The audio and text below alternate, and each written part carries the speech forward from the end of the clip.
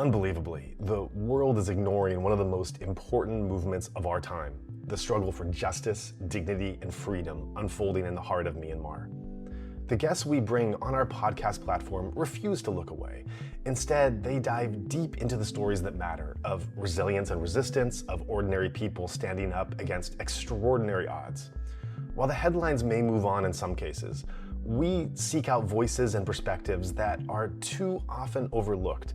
And so we believe that Insight Myanmar is more than just a podcast. It's a platform that seeks truth, connection, and solidarity with our guests and with our listeners.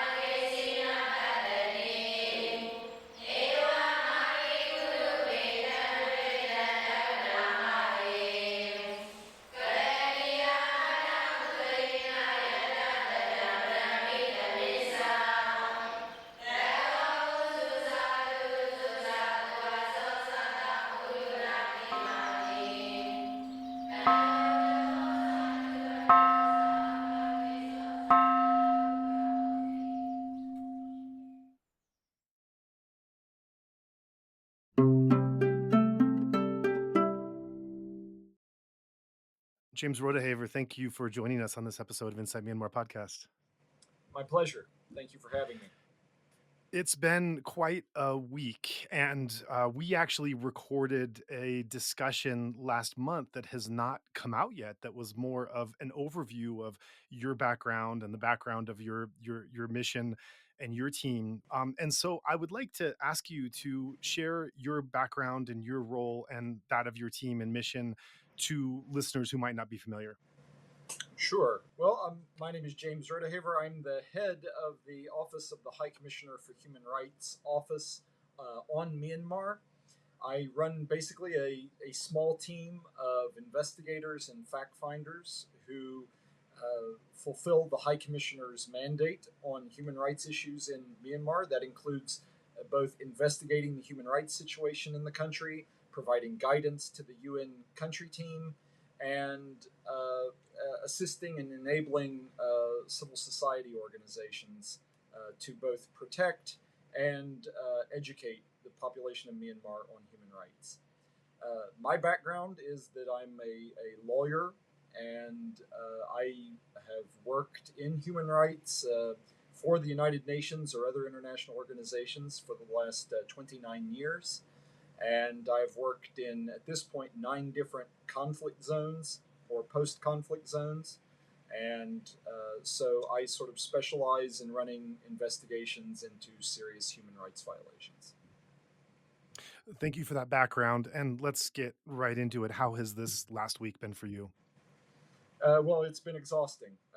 It's been exhausting for a variety of reasons. First and foremost, that the people of Myanmar have been through quite a 5-year period, from COVID and then the coup and then the general worsening and intensification of violence in the post-coup crisis. Pardon me.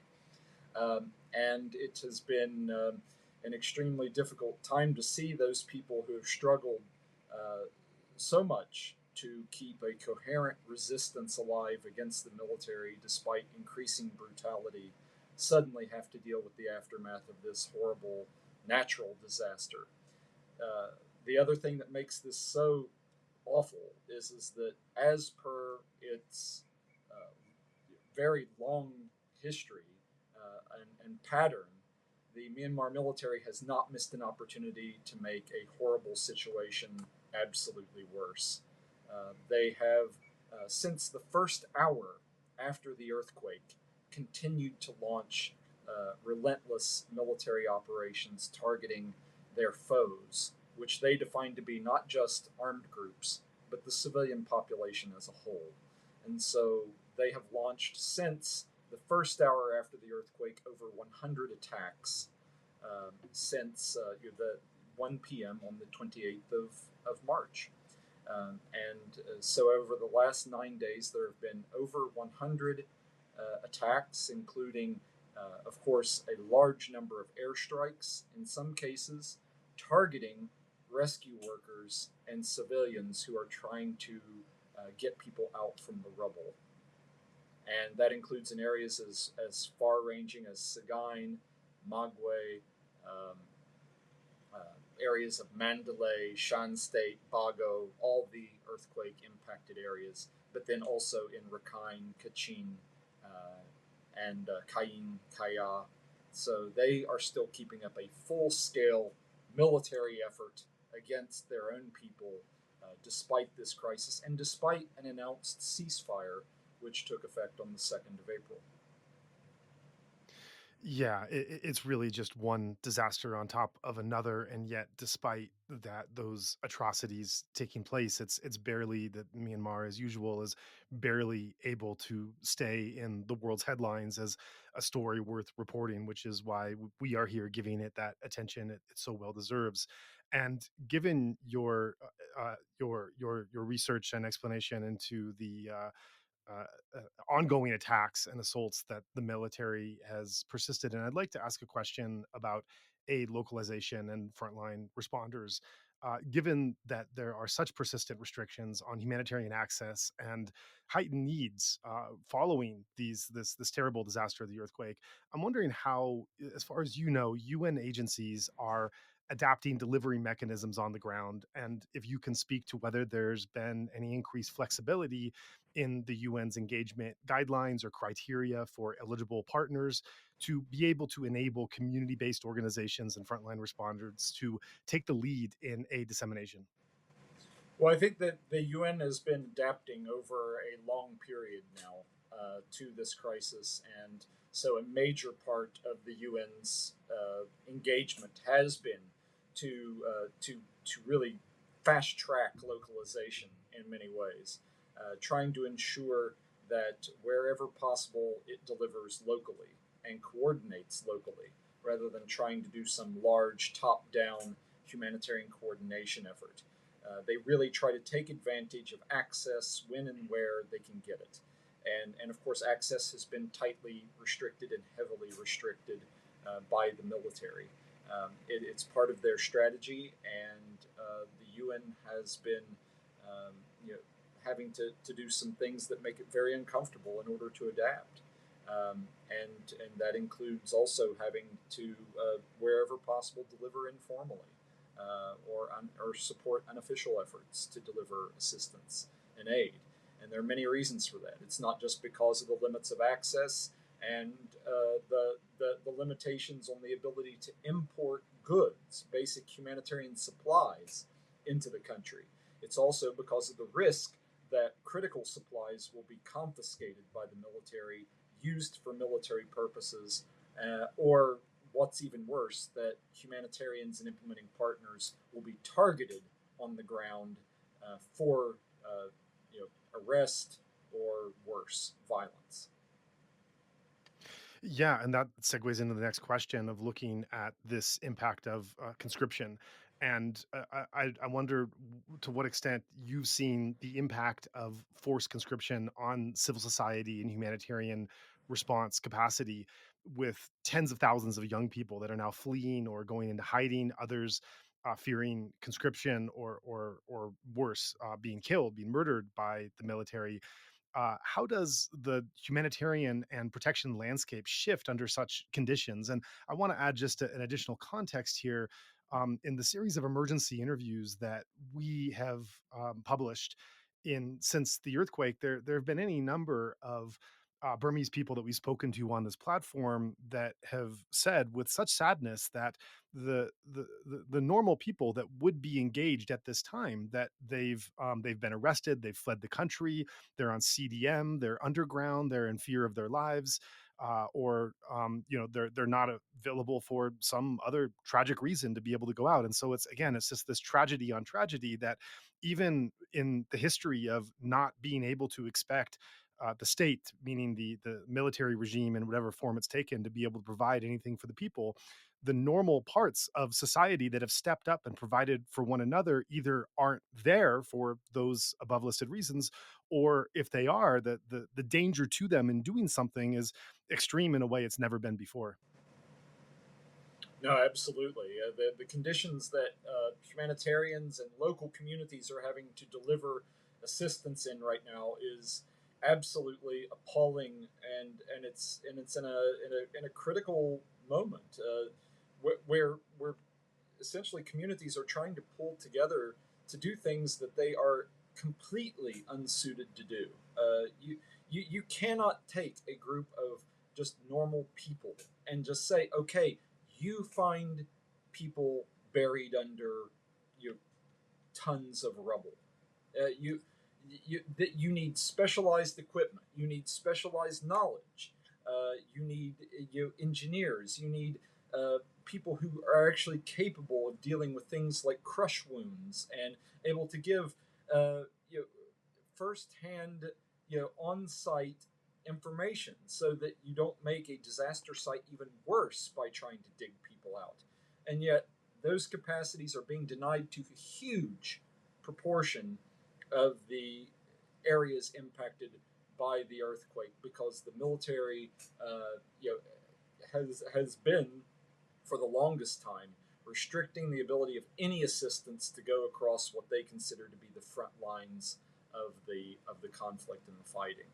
And what that does is it places people under, again, an untenable situation. People have to go in hiding. They have to protect themselves first. It's very hard, and this is the thing. It's an almost perverse conundrum that humanitarians are placed under. That in order to do no harm on and to serve the beneficiaries that they are there to serve, they have to first also take care of themselves and make sure that they are not making themselves a target, that they are not putting themselves in harm's way so that they're actually able to give assistance. And then, of course, by extension, they don't want anything they do to place a target on the people they're there to help. So they're placed in a virtually impossible situation. And you have to look no further than these reports that in some villages, either Pusati or military groups have raided villages or towns in Sagaing or in Mandalay or other areas, and they've selected out young people that are in the rubble helping to dig people out, and they are grabbing those people either for forcible conscription or taking them off to do forced labor for the military.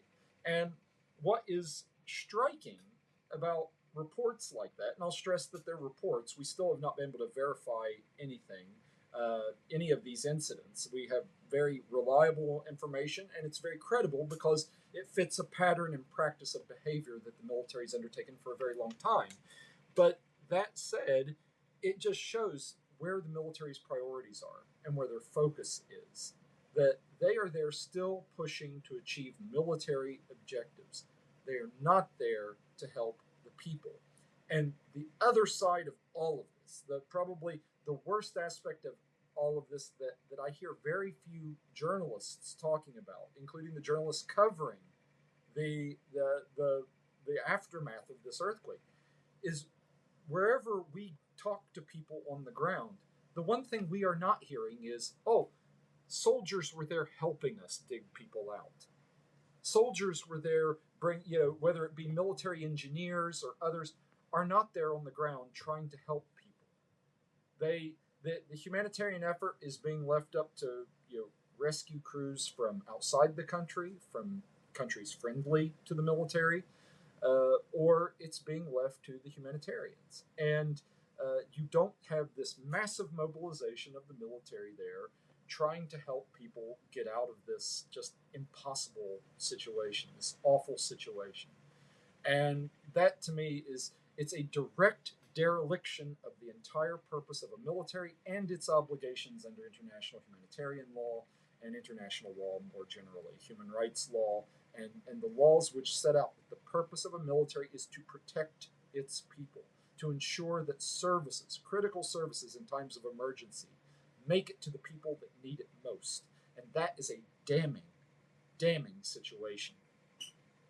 And yet, what you see last Friday is Min Aung Hlaing traveling outside of the country, coming to an international conference of the BIMSTEC countries here in Bangkok, and being glad handed, glossy photographs being taken with different world leaders, with this man who has done nothing except for exacerbate and magnify the suffering of his own people. So, in other words, it sounds like this absolute dereliction of duty, which you've so passionately described, that up till now they're getting away with it with flying colors. Sadly, for the moment, yes. And it's only going to be, I mean, incredibly, it's only going to be much later in this process. It's going to be when, I think right now, the humanitarians that are in Myanmar are overwhelmed. They are firefighting. They are just going to anywhere where they find people in desperate need, and they're delivering help and service, and they're coordinating with one another, they're delivering locally. But right now, very little of that assistance is getting over to areas that the military do not control. And that's because they don't have the people, they don't have the supplies in place to make a push to go to areas that the military don't control yet. But whenever they do get that opportunity, whenever you have the effort, the humanitarian effort ramped up to an adequate level, and if enough supplies get into the country to provide that level of help and assistance, then we will see what happens. Most likely, what I think will happen is the military is very likely to say no. No assistance will go across the lines into areas we don't control. And that will truly be tragic, especially since what we have not seen yet is any push by ASEAN or other neighboring countries to ensure aid is going cross border to get to those areas that the military don't control. Right. And so what we're seeing now is the immediate after effects of the disaster. As anyone in disaster relief knows, there are different stages of how you're carrying and what you're doing at those different appropriate stages, and what the goals are. And indeed, we've spoken again to Burmese on this podcast who have been in the Mandalay Sagaing region trying to help, and have already started complaining about lack of proper needs assessment, just as it's been described, panic donations of large quantities of the same types of things given to the same types of places. And as Lily described in a recent episode, she said, I don't see order anywhere. There needs to be, and I made the comment, after any natural disaster, you just take the wildfires in Los Angeles recently.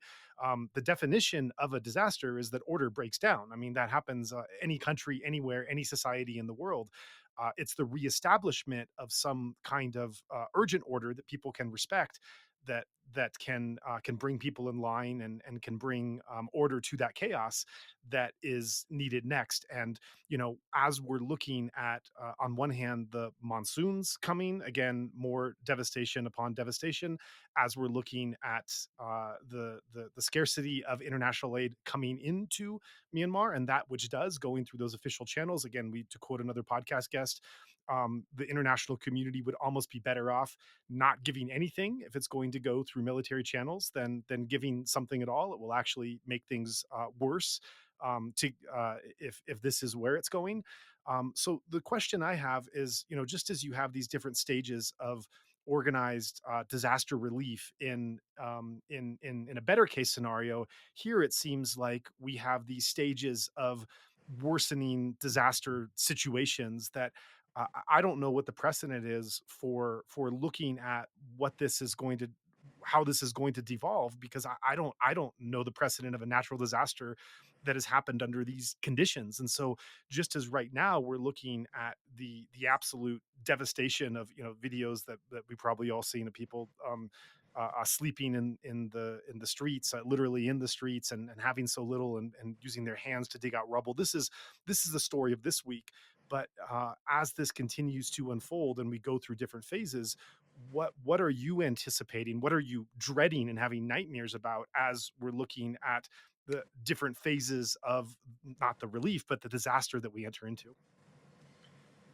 Well, I what I really fear is a large scale military offensive to push into the earthquake affected areas of Sagaing is what I think that the absolute worst case scenario would look like at this moment, especially at a time when the full extent of the destruction in those areas, which are really the epicenter of the earthquake.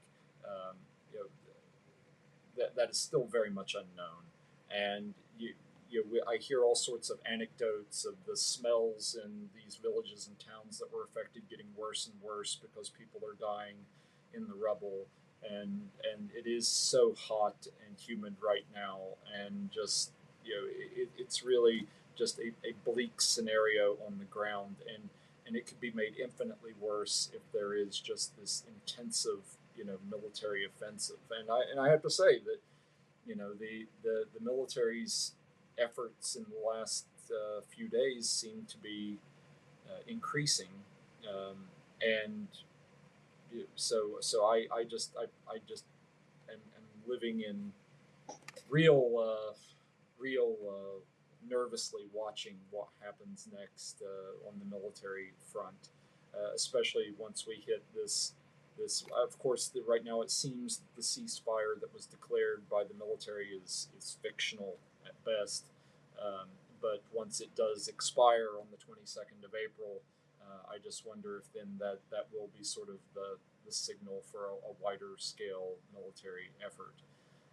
But what I do think is rather urgent is that any and all efforts to provide cash assistance or any efforts whatsoever, official unofficial, to get supplies to those earthquake impacted areas, there really be a concerted push for that very very soon.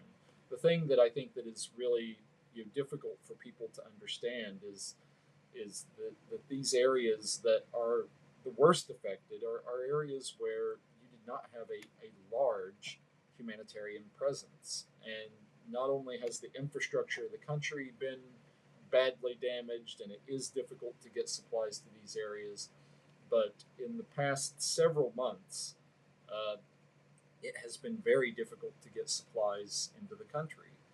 You have a lot of the humanitarian community. One of the ways they've been able to keep delivering is through providing direct cash assistance, and supporting local markets and local populations by getting them cash that they can spend locally.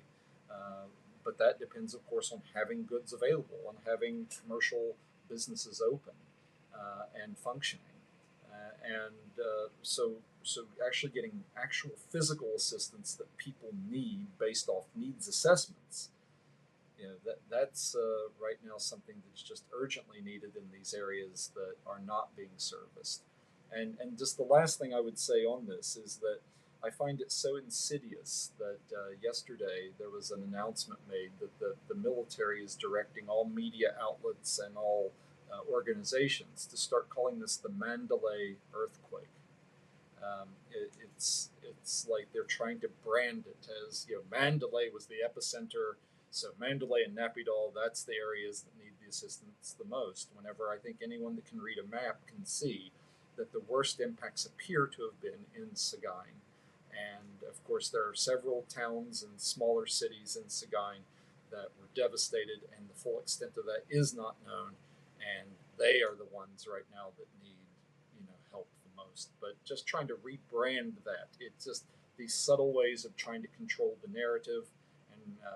And of course, if the focus is on Mandalay, then the focus will be on what the humanitarians are doing there. I appreciate your attention to the narrative, as well as calling out your concerns of what journalists are missing about the story, because it had its its 15 minutes of international coverage, and that, as we all expected, that came and went, as usually is the case with Myanmar. And so it's so important right now to be able to touching upon this narrative, and making sure that those that have a deeper knowledge are correcting and filling in the gaps of what's either neglectful or willful. So I appreciate that.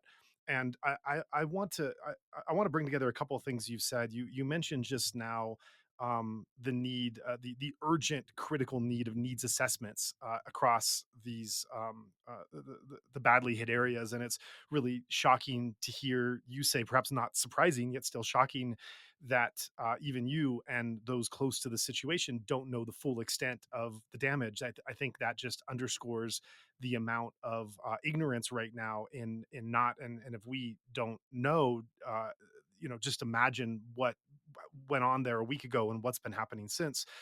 Combined with what you said a few minutes ago in talking about the absolute need of the technical assistance that needs to come in, that you can't just expect normal people anywhere to be able to have the highly trained skills of knowing how to manage disasters. And we had Chris Milligan on last week, who headed the USAID office in Burma, describing what the USAID response would have been. And so that's, another double or triple or quadruple whammy we're looking at for hitting Burma as USAID being pulled out. But what I'm curious on your end is that where there's this demand, this need for needs assessment and for people coming in with critical skills, has are you aware of, on the UN side or other international bodies, trying to bring these and have these types of skill individuals come in and be able to provide both the knowledge and disaster relief as well as conduct the needs assessment? Has that been there on the table, and has that been rejected as far as you're able to share? Well, I know that there are talks underway. There are, to my knowledge, there have been a number of UN agencies and international organizations with needs assessment teams and experts who have been on standby, waiting to come in to the country. Um, and I know that those requests have been made to the military. I know a variety of officials have come to Myanmar, including the emergency relief coordinator of the United Nations, who was in country last week, to make the case for bringing in those sorts of expert teams. The extent to which I am not up on the latest, I will not purport to know where those negotiations are at currently to bring in those people. I know that the military has said publicly a few times that it doesn't want, to be overrun with foreigners in the country. Of course, this is a long-standing position of the military going back decades, and so their tune does not really change even in the gravest of circumstances. So, I do know that those services are on offer and are on standby and could be in the country, you know, I think in very short order. The question is, are they going to get in? And if they get in, where will they be allowed to go? I also note that the military just in recent days has said that it expects any humanitarian efforts, whether it be needs assessments, delivery of any sort, to be done in full compliance with the associations and registration law, and that is also a rather ominous bell to ring at this particular time, because that means it's only the civil society groups that have gone through the registration process that the military cooked in order to, weaken civic space and humanitarian organizations, 2.5 years ago. That they're expecting that to be sort of the filter that all these efforts are run through. And that's really not a good sign, that they're actually trying to already filter out people that could help, rather than simply trying to ensure that the people who need assistance get it. Yeah, this just sounds like Nargis all over again, the same playbook that we saw through there. And yet another danger of this, and another desire that we see in the military's playbook, is that, not on top of everything that you said, that when aid comes in, number one, they want to siphon it and confiscate it to as large a degree as possible. And while doing so, they also want to use that as an opportunity, now more than ever, of legitimization and being able to have the photo ops, have the meetings, to demand the handshakes that can confer some degree of legitimacy on them, while they're increasingly doing things that are illegitimate in every sense of the definition. And so these are real challenges for UN teams and international bodies to come in and to want to bring their skills, their people, their supplies into the right areas, but knowing this danger of conferring legitimacy and of supplies being siphoned off in the wrong direction and even towards military offenses. So how uh, for a UN agency or leader coming in, how do you navigate such sensitivities, knowing that those are possible? Well, I think you have to go into any sort of environment like that very clear eyed, and you have to be very closely coordinated. I think that first and foremost, that any UN official that comes in, any official of, frankly, of any organization, has to come in and be aware of really two things.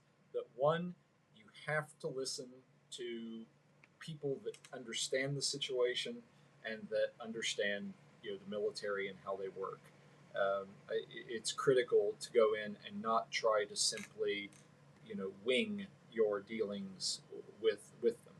Secondly, it's critical to coordinate and share information as much as possible with your partners and with other agencies as a whole.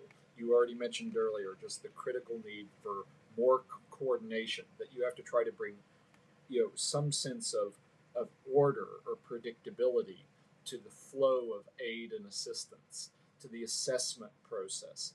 You need that sort of order and transparency to how you're operating, in order to help these populations know where to go, who to tell, what they need, and then how to get it.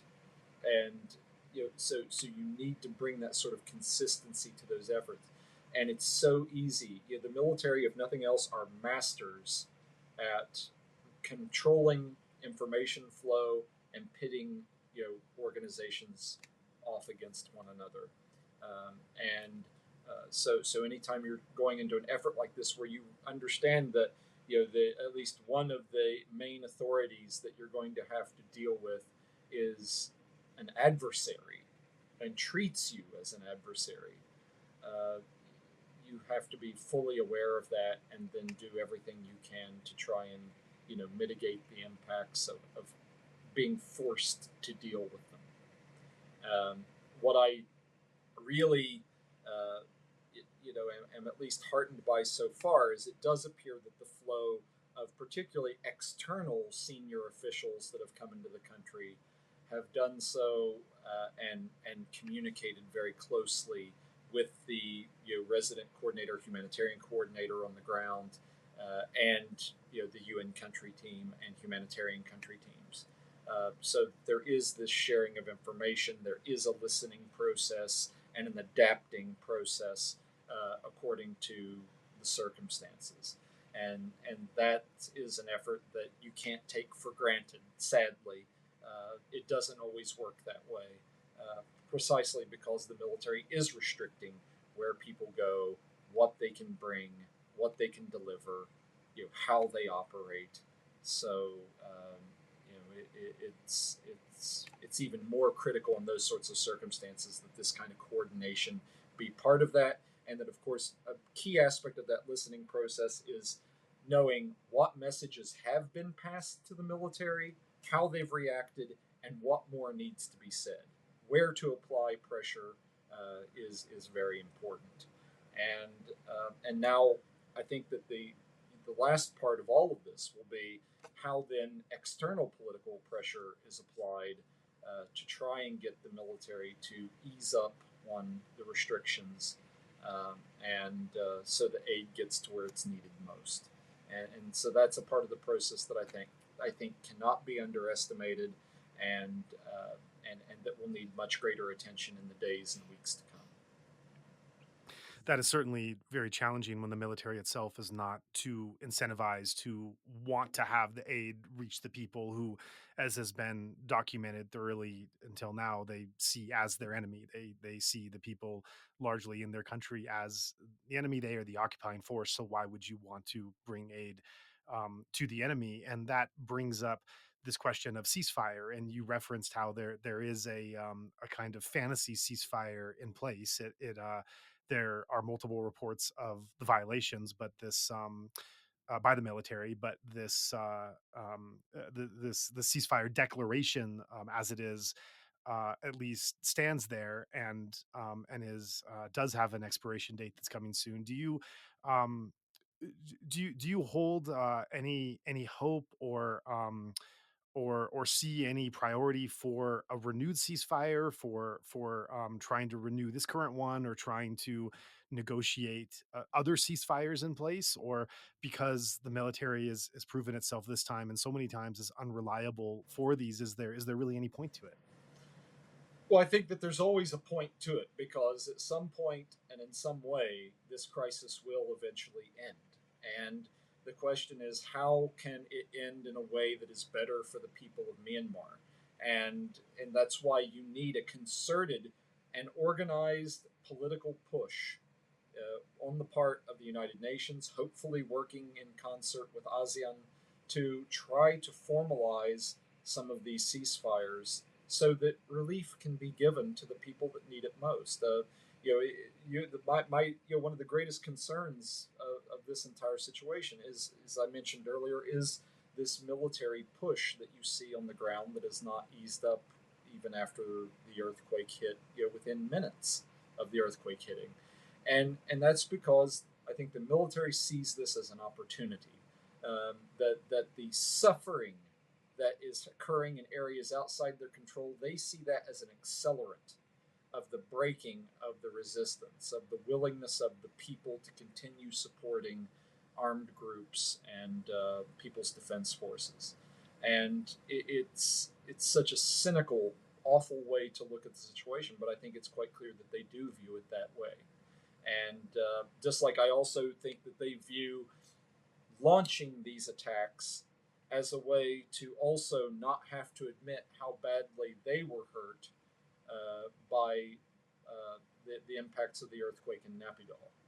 And so I think that these offensives are serving those sort of dual purposes.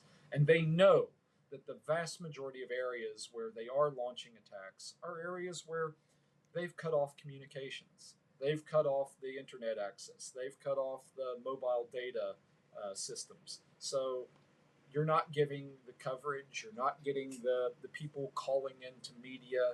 You're not getting the connections between the people in need with the humanitarians that need information of what's happening in those areas. So they control all the cards when it comes to the information flow coming out of those areas. And so they feel that they can launch these attacks with impunity, that no one's going to find out just how badly that they are impacting the situation on the ground by launching airstrikes or sending drones or these paramotors over some of the impacted sites or in other parts of the country. They don't have to worry about it because you know, there's no information coming out of those areas anyway. So that is sort of the situation that we see ourselves in, that they feel that they have sort of carte blanche to say, on the one hand, we have a ceasefire in place, but number two, we are not really under any obligation to honor it because no one will really find out what we're doing and that we're not honoring the ceasefire. And that is, in the end, one of the real dangers. But that's why I think it's very important that these violations of their own ceasefire be called out, and that a real push is made, as I say, by the UN, by ASEAN, and other influential states to put a pause on this to allow the aid to get to people. There has to be, this sort of crisis should be an opportunity to de-escalate. It should present an opportunity to actually form the foundations of common ground to start some sort of political dialogue. And that should be the opportunity that a crisis like this, that a new crisis or a new element to the crisis like this would present. But that's also why I think it was a dreadful mistake that Min Aung Hlaing was invited to Bangkok last week and was actually permitted to travel to Bangkok and glad hand and meet as if he's some sort of credible leader. When sadly the military has shown that it's not a credible actor or negotiating partner on any level. Then the $1 million question is, why do you think it is that there has not been this regional response that is so needed and so obvious for a crisis in this juncture? I think that people, again, it comes back to how do people operate, and why has the regional response been so fragmented and so disorganized to date? It's because people, I think, understand in the neighboring states, they understand that the military is not credible. I think and that certainly it's not legitimate. They understand that the people are fully against them. And so as a result, ASEAN has had unprecedented restrictions on the ability of Myanmar to participate, or at least the Myanmar military to represent Myanmar, and then to participate in senior level meetings for the last 4 years. And because they haven't been living up to the commitments they made at the time of the crisis. When the crisis began in April 2021, the 5-point consensus and the senior leaders meeting at the time. But they still don't know what to do in absence of a state or of a representative of the state in their process. They're used to working with members on a basis of consensus, on a basis of cooperation, on a basis of collaboration. And if they don't have that natural actor there to deal with, I think that they're a bit lost. They don't really know how to proceed. And that's where, frankly, the inability of the resistance to the military to put forward a united front and to really come together and coalesce around sort of a common sort of political strategy or political representation is so damaging and is so damning to what they are trying to achieve. They're supposed to be there to try and provide a voice to the people in the areas that they operate, and by not presenting a sort of a united front and a common strategic approach to international mechanisms and to sort of political advocacy, they've greatly weakened their ability to really exacerbate the illegitimacy of the military. So until there is sort of a political platform now that brings all actors to the table, there's not really going to be an opportunity to showcase the variety and scope and scale of the resistance to the military in a way that has, I think, real tangible and impact as far as actors like ASEAN are concerned. So that's why I think that it would be incredibly useful at this time to try and make a push to create a political platform or process where the resistance to the military would have a chance, at least another chance, to coalesce around sort of the need for a common humanitarian response to this earthquake and to the wider impacts of conflict. how do you see something like that happen logistically in terms of uh, how to even get those actors to whatever forum that was safely, something as mundane as that, to who would be sponsoring it, who would be attending, and it would be speaking to. In many cases, in this Myanmar case, so many interviews that we've done in the past years, so many answers that we get are like a snake biting its tail of everyone looking in another direction to see what those guys or those international regional organizations are doing, and deferring to that precedent, which then nothing happens or the status quo happens of the military just kind of being filling the vacuum, as you say. And so this idea, it's a good idea. I think it has legs, but how would something like that? How do you envision something like that even coming about practically? Well, there are certain prerequisites that have to be fulfilled, and that's, of course, a sort of a finding areas of common ground, um, so that there is some sort of agreement to start having discussions. Whether it's in proximity or in parallel with one another, just having actual political discussions or negotiations around some commonly agreed concepts.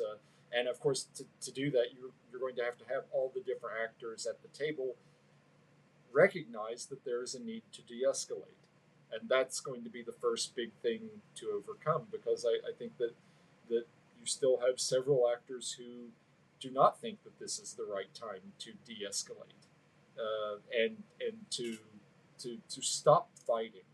Uh, there there is not a sufficient degree of exhaustion, I think, on the part of the armed groups, and that's quite tragic, because I think that you do see that growing sense of exhaustion, and the growing lack of resilience on the part of the people, and in communities throughout the country.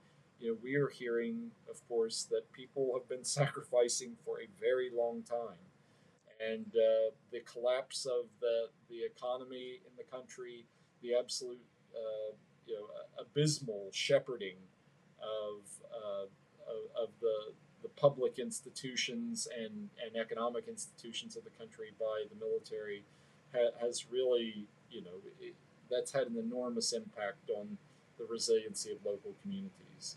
Commerce has collapsed. The value of the chat has suffered greatly. The availability of goods, the rising inflation, it's been absolutely appalling, and the ability of people to adapt and to continue surviving in those circumstances has been extremely difficult. And so I think you see that the people, they are ready for leadership. They're ready for some sort of at least consideration of compromise, just so that they get some relief. And they've sacrificed so much to get their democracy back. I think it'll be quite tragic if more efforts are not made to try and bring those armed groups to the table, and to really get them to see that, no, this is the time to de-escalate, to take a step back, to try to see, how this crisis can be resolved in a political way and not on the battlefield. That you're not going to be able to kill your way out of this crisis, and that's got to be a sort of a, but that has to be a resolution, or a common ground, or analytical principle that all the different armed groups actually recognize. And um, and then, of course, once you actually have that sort of meeting of minds around the need to de-escalate, it's finding areas where you can actually trust one another to de-escalate. And that's going to be the second major challenge of any process, is actually finding a basis for the armed groups to actually be able to trust what the military agrees to. Because, as I say, they have shown time and time again that ceasefires mean nothing to them, that they are not a credible interlocutor. And so there will have to be confidence building measures. There will have to be areas of where common ground is established so that people actually trust one another enough to start talking to one another. And until you actually build that confidence, then you're not going to have people sitting around a common table or even in adjacent rooms willing to speak at one another, let alone talk to one another. So it will be a very long process. It's going to take some very um, creative solutions, and of course, as you also mentioned before, it's going to take some states in the area that are able to provide some sort of security guarantee so that talks can take place in an environment that's conducive to discussion and in a secure way, and that anything agreed in a conference room or on paper is then able to be enforced on the ground. And that's certainly a tall order for a military government that is regarded neither as a military or a government, but something more akin to, as a recent guest, Mimi Winbird said, an organized crime syndicate. This certainly makes it more challenging to say the least. I want to go back to one thing you referenced a little bit ago. You were talking about the type of attacks that the military was continuing on the people, especially in the Sagaing region, that those that survived the earthquake now being hit by this range of military attacks. And you talked about drone attacks, which I think are known by most people, but you also talked about a particularly horrific style of assault the military has been waging. Paramotor, I believe, is the term that it's called. Can you share what this is, when it came about, and where it's derived from? Well, sure. To the extent that I know, paramotors are essentially it's a form of of assisted flight, usually involving a person utilizing a hang glider or some other form of gliding apparatus with the help of a small motor that they either that is part of a device that they are sitting on and strapped to, or that is worn like a backpack that is strapped to the back of their body, which then helps propel them and gives them the ability to fly over long distances. And so it's a form of individual flight that is virtually silent, that can be done at higher altitudes, so it's very hard to spot and to target an individual from the ground whenever they're flying in this way. And essentially, the military has been using these types of individuals flying with these hang glider type devices in order to fly over civilian areas, villages, or small towns, and then to drop handheld munitions. So essentially, just dropping hand grenades or small bombs by hand onto unsuspecting targets below. And these attacks have been occurring now rather steadily. I think the first ones began last either October or November, and they've been slowly growing, including several paramotor attacks that have occurred just in the last 9 days since the earthquake, and and that includes on areas where search and rescue operations were occurring whenever the paramotor operator flew over and dropped munitions. Um, this entire, as I understand it, this tactic sort of began in different. It was first attempted in different states in Eastern Europe and Central Asia, and at one point I think it was even attempted by some militants in the Middle East as a way of conducting combat, and for one reason or another, it was not found to be a particularly effective means of waging combat. But right now, in the areas where paramotors have attacked, as I say, because they've been silent, because they've been almost exclusively targeting civilian areas where you don't have a lot of weapons at the disposal of people to try and fire back on these operators. They've been very effective at inflicting fear and terror in the local population. I think there's only been two instances, or maybe only one instance, of a paramotor actually being shot down. But it's rather insidious way of attacking, and it's also because it's a single person flying over. You know, they are very aware of what they're flying over, and so they're very aware of because it is a lower speed that they're flying, especially compared to a jet fighter. It's a lower altitude that they're flying, so they are fully aware that they are targeting civilians. Good gracious. When I first heard about it, this just like it was out of some twisted demonic cartoon that was just impossible to even conjure up as this reality. And as we're focusing on the military and their capabilities, you mentioned that one of your guesses as to why the military has been so active in assaults among many, also because that's what this military does, is they just attack their own civilians. But you also wagered a guess that they could be covering for whatever kind of destruction happened in Naypyidaw as a result of the earthquake. And so, have there been any reports or insights into how bad military operations in Naypyidaw, as well as Bago and Meghtila and other places where we know that there's important military operations? Do we have any sense of to what degree they have been impacted? Well, just anecdotally, we of course have heard about the damage that was done to several government buildings and airports, and so you assume that at least some infrastructural damage were done to different air bases or military sites and locations, to barracks or hangars or air traffic control towers or facilities. You have to think that those were impacted.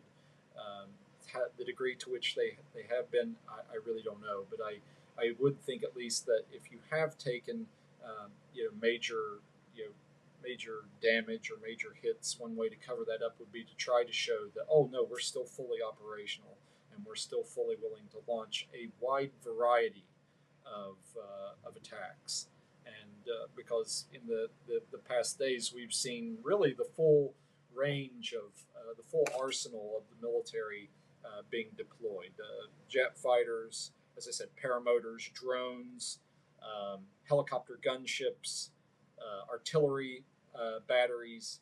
Uh, the whole lot of their heavy weaponry has been on display. At the same time, you've had several areas where troops on the ground have gone out, have raided villages. They have at least reportedly done some forcible recruitment, but then they've also been burning villages, and so they really are trying to show, I think, that the full range of their ability to operate is still very much active and on the table. So it, it's and for that reason, it's very hard to know just how badly they were hurt or impacted by the earthquake. Thank you for that. And thank you for spending this hour with us today. I know how busy your schedule must be at this time. The last question I'd like to leave you with is looking at from the side of the international community. And of course, there have been extensive cuts on the U.S. side. U.S. aid is a whole other thing, and U.S. contributions towards this sort of thing, the humanitarian aid and support that is necessary. The recent report that I saw is that they were targeting $1.1 billion in aid to be able to bring in to support uh, those survivors and build up the communities. I mean, that's I think any listener by now following through would say that's of course dependent on all kinds of crazy factors that you don't find in normal disaster zones, as normal as any disaster zone can be. But just staying on the international side, there have been gaps in being able to find the adequate funding that one would like and that's necessary, in this case, for being able to provide not just immediate support but different phase support over time, regardless of the dynamics of getting that in and working in the right places. And so, what are your thoughts on those funding gaps that exist now, and how hopeful are you that that those targets that are being identified can actually be reached? Well, I'm not hopeful, I guess, about the funding targets because we've seen such an inability of Myanmar to generate the attention, either financial attention or political attention, that it's needed now for several years. And a big part of that has been because uh, a lot of the humanitarian appeals, they are based on people in need and what those needs are and where the need is greatest, particularly in conflict affected areas. But then those areas are the ones that have been most gravely and and assiduously restricted by the military. And so you have this rather perverse situation where you have close to 20 million people in need, but even at the best target that the UN could set or that humanitarians could set was to try and reach a little over 6 million people most in need. Uh, Now, it's incredibly difficult to see, even under ideal circumstances, how you know how the humanitarians could have accessed those 6 million people, even if they had the funds or the commodities, the supplies on hand to service those 6 million people most in need, as it was initially assessed. Uh, and so, if you can't even access the number of people whose needs you've assessed and are trying to get support to, it's hard then to make a case to fully fund those efforts, because you don't want aid and assistance wasted. You don't want to take a risk that some of those funds end up going to assist people who essentially would help legitimize the military, because the military would be controlling that access and the distribution of some of those of some of that assistance. You don't want to take a chance that that could happen. So I think that it's there are so many ways where you can make a case that the circumstances on the ground are not there to deliver the full amount that is needed. Now, that said, you know, all of these initial appeals, at least that were made, back at the end of last year, whenever the funding crisis really had not yet, the full extent of the funding crisis was not yet known. You did not yet know, of course, about the earthquake. You did not know about the dismantling of USAID, the potential impact of the tangerine tariffs. You just didn't really realize the full extent to which the sort of the global financial charity spirit of global financial charity would be drying up. And so I hope very much that perhaps if more information would get out about the extent of this crisis and of the need in areas outside the military control would be, first of all, if more information could be gathered and shared globally, that would then lead to a growing spirit of, okay, look, we need to push not just to make sure that humanitarian agencies get everything that they are asking for, But there has to be an absolute concerted international political push to get that aid to the people that need it. Whether that be a push in the Security Council to pass a new resolution on Myanmar that would use as a point of common interest among all the states to help the people impacted by the earthquake so that they would approve cross border, cross line humanitarian assistance, mandate it through a Security Council resolution. That could be one way, perhaps, that you could create a new political dynamic, as well as provide the basis for creating a new financial dynamic for contributions and to fully fund the humanitarian effort. I think that that's what is needed most right now is the ability to show that there are ways and that there is an effort and an ability to reach those people in need, and then hopefully the funding will follow if you actually have that ability to show that if we get the funding, we can reach the people that need it. If I could just follow up on that last point,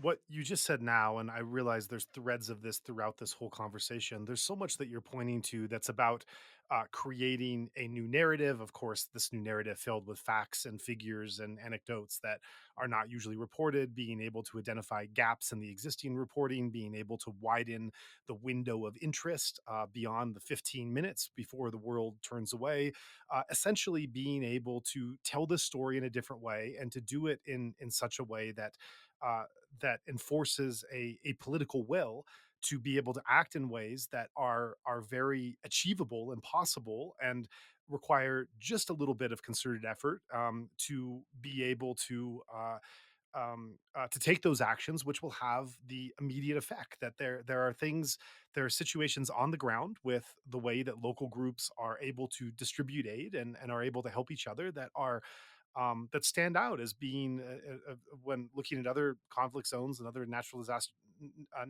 disaster areas, that there is an achievable way if the international community can just get over a certain kind of hump and take that step, and yet there that to get that action predicated on that action is this sense of this new narrative and this new push for information and storylines.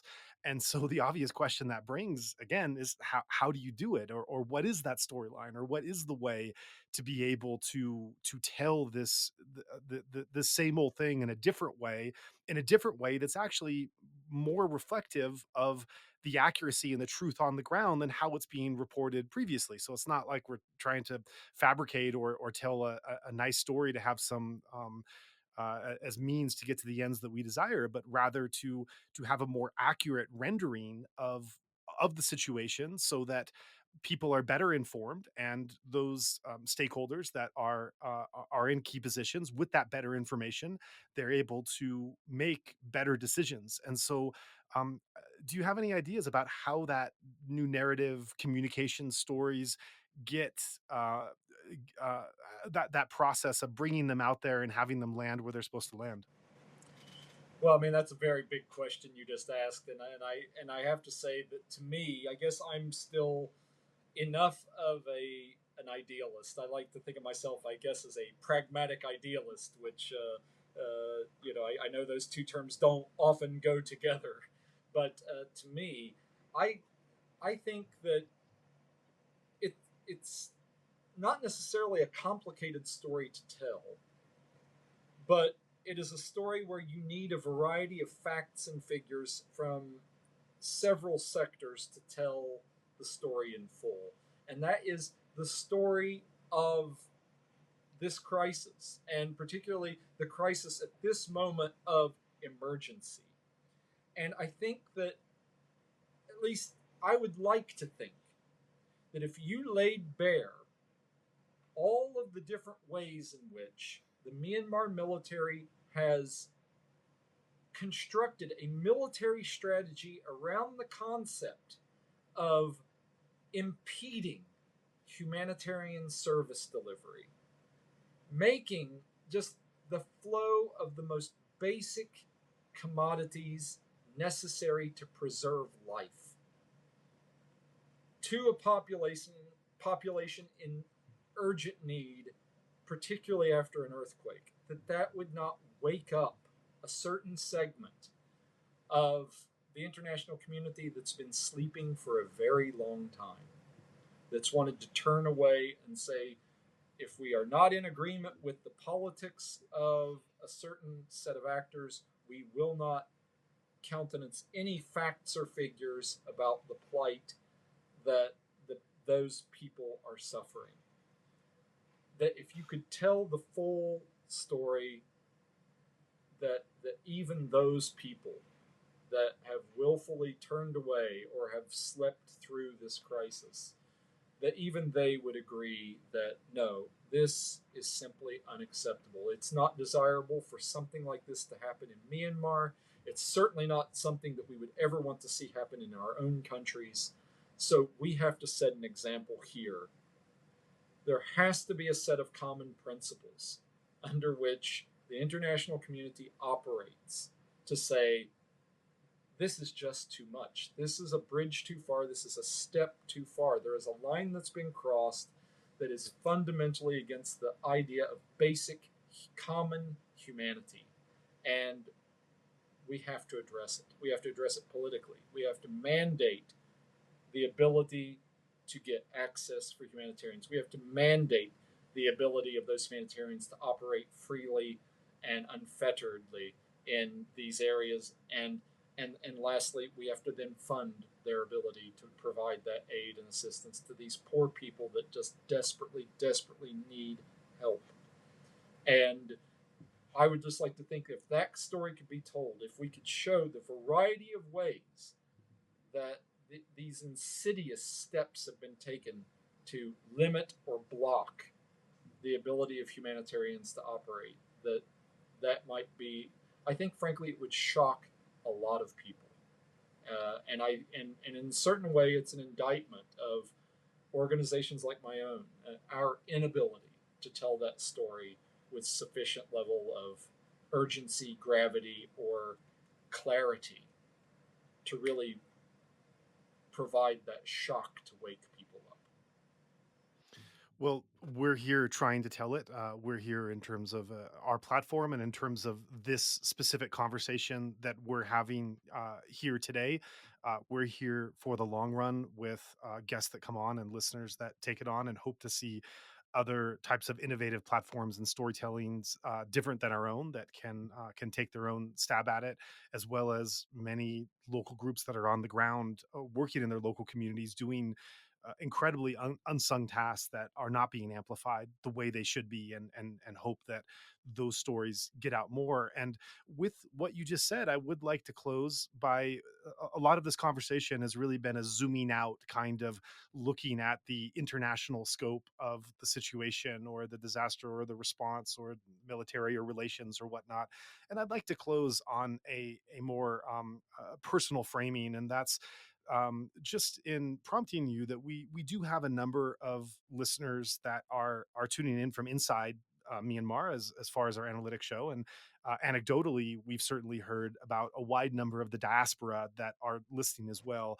No, I mean, and I'm grateful for a chance to speak to any of those people that would be listening, because their courage and unflappable will to keep on resisting tyranny, their ability to keep functioning in a very practical manner to continue helping people who are far worse off than themselves has been inspirational. It's been a reason to keep going despite the numerous frustrations that me and my team have faced, the difficulties we've had to prove that some of the worst violations have been occurring. It's their example that has kept us motivated and have kept us, passionately focused on trying to weave together the evidence necessary to tell a coherent and compelling story about Myanmar. And because we want to amplify their efforts, we want to amplify their voices, we want to do this for them.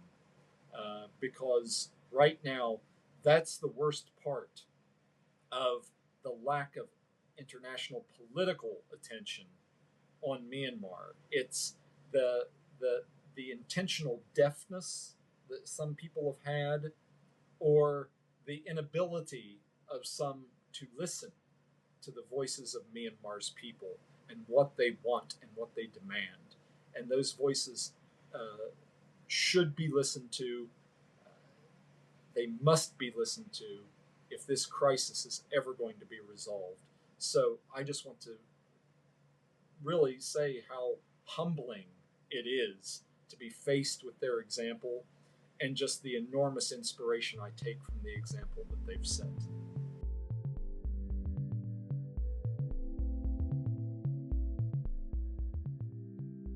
Thank you for staying with us for the duration of this interview. In a world where Myanmar's crisis has largely faded from the headlines, critical voices and perspectives are being left unheard. And that is where we hope to come in. Through this humble platform, we're trying to provide something unique, an opportunity to share important experiences, insights, struggles, and perspectives in depth, and in a way that few other media sources offer. Our content not only keeps the sputtering global conversation about Myanmar alive, but it also brings much needed attention to those now fighting for their very freedom and dignity. So if you value this work and the perspectives we're offering, please consider supporting us. Your contributions help us to continue to amplify these voices that matter and provide the world with the coverage of Myanmar that it so deserves. Visit insightmyanmar.org/donation to stand with us.